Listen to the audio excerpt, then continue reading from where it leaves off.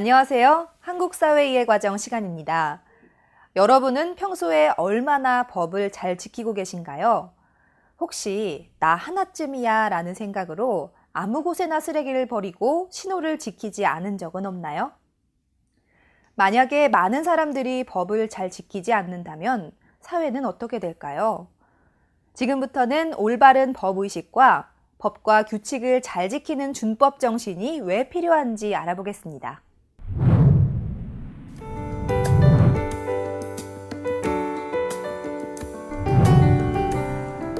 도로 곳곳에는 사람들이 길을 건너도록 표시한 횡단보도가 있습니다. 그리고 우리는 횡단보도를 건널 때 신호등을 봅니다. 빨간 불에는 멈추고 초록색 불에 길을 건넙니다. 도로 위를 달리는 수많은 차들도 신호등에 따라 움직입니다. 빨강은 정지, 초록색은 주행을 하고요. 황색은 속도를 줄이며 정지를 준비합니다. 그런데 만약에 신호등이 없거나 신호를 지키지 않는다면 어떻게 될까요? 한 발짝 한 발짝 걸을 때마다 사방을 둘러보며 조심조심 불안한 마음이 들 것입니다. 또 경우에 따라서는 아찔한 순간이 발생하고 심각한 사고로 이어질 수도 있는데요. 하지만 신호등이 있기 때문에 그리고 그 신호를 모두가 지키기 때문에 우리는 길을 안전하게 건널 수 있습니다. 자동차들 역시 사고 없이 운행할 수 있습니다. 마찬가지로 사회 속에는 수많은 사람들이 서로 영향을 주고받으며 살아가고 있는데요.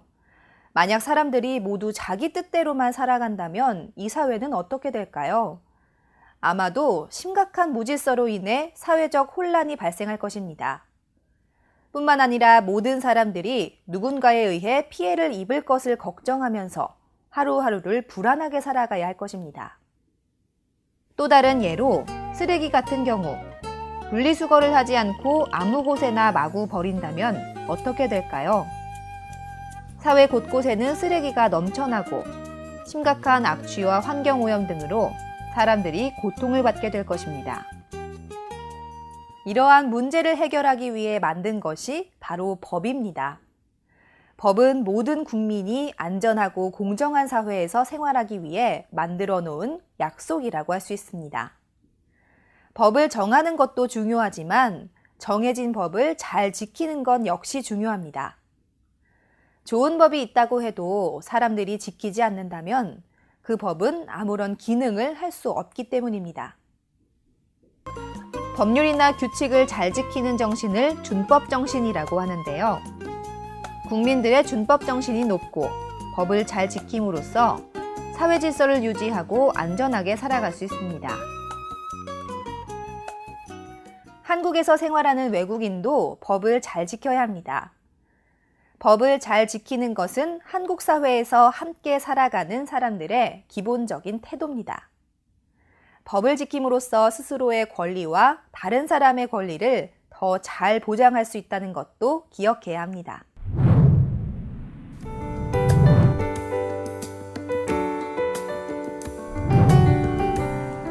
여러분은 혹시 이 사진 속 모습이 무엇인지 아시나요? 바로 대한민국 대법원 앞에 있는 정의의 여신상인데요. 정의의 여신상은 오늘날 한국의 법이 추구하는 모습을 상징하고 있습니다. 한 손에는 저울을, 다른 한 손에는 법전을 들고 있고요. 두 눈을 뜨고 있습니다. 법전은 누구나 법에 따라 공정하게 판결을 내린다는 것을 뜻합니다. 저울은 각 사람의 권리나 잘잘못을 정확하게 판단하겠다는 뜻이고요. 두 눈을 뜨고 있는 것은 사회적 약자를 적극적으로 돕겠다는 의미를 담고 있습니다. 이렇게 법은 정의의 실현을 목적으로 합니다. 그런데 정의란 무엇일까요? 정의는 옳고 그름을 판단해서 각자가 받아야 할 정당한 몫을 주는 것을 말합니다.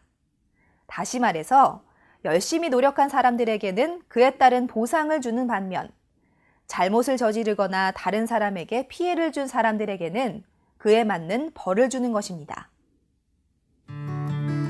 예를 들어 스포츠 경기에서 인종이나 학연, 지연에 상관없이 열심히 노력해 좋은 실력을 보여준 사람이 공정한 심사를 통해 승리하는 것입니다. 또한 죄를 지은 사람들이 가난하건 부자건 유명한 사람이나 평범한 사람이나 각자 죄를 지은 만큼에 해당하는 처벌을 공평하게 받는 것입니다. 오늘날 한국 사회에서는 여러 방면에서 더 좋은 법을 만들고 법을 더 잘 지키기 위한 노력이 이뤄지고 있습니다. 국민들은 시대에 맞지 않거나 잘못된 법을 고쳐야 한다는 의견을 개인적으로나 단체 등을 통해 국회에 전달합니다. 국회는 국민의 대표인 국회의원들이 모여 법을 만들고 고치는 곳입니다. 따라서 국회에서는 국민의 뜻을 반영해 국민을 위한 법을 만들기 위해 노력하고 있습니다. 예를 하나 살펴보겠습니다.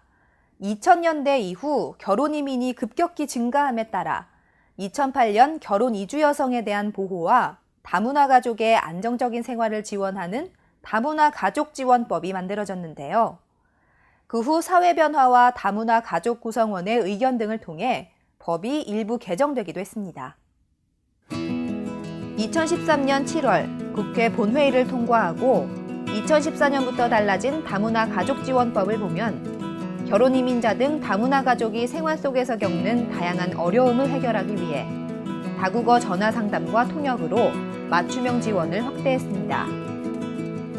또한 한국 생활에 적응을 시작하는 결혼 이민자의 피해를 예방하기 위해 다문화 가족 지원센터와 유사한 명칭을 사용하는 것이 금지됐으며 이혼 등의 사유로 다문화 가족이 해체되었을 경우에도 자녀는 계속 다문화 가족 지원법에 적용을 받을 수 있습니다. 이미 만들어진 법이 정의롭지 못하다고 생각될 때는 헌법 소원을 통해 구제받을 수 있습니다. 헌법 소원이란 헌법 정신에 맞지 않는 법률 때문에 기본권을 침해당한 사람이 직접 헌법재판소에 구제를 청구하는 일인데요. 대한민국 국민이라면 누구나 청구할 수 있습니다. 이처럼 법은 우리 사회나 개개인의 생활과도 뗄래야 뗄 수 없는 것입니다. 때문에 한국에서 생활하는 외국인이나 이민자도 스스로의 권리를 적극적으로 실현하기 위해 법이 만들어지는 과정과 법의 내용에 관심을 가질 필요가 있습니다. 보다 많은 사람들의 의견 제시와 참여를 통해 지속적으로 좋은 법이 만들어질 때 한국 사회는 더 정의로운 사회가 될 수 있을 것입니다. 지금까지 준법의 중요성에 대해 알아봤는데요. 앞으로는 나 하나쯤이야가 아닌 나부터 실천하자라는 마음으로 법질서를 지켜보는 건 어떨까요? 자, 그럼 배운 내용을 정리하는 시간을 갖겠습니다.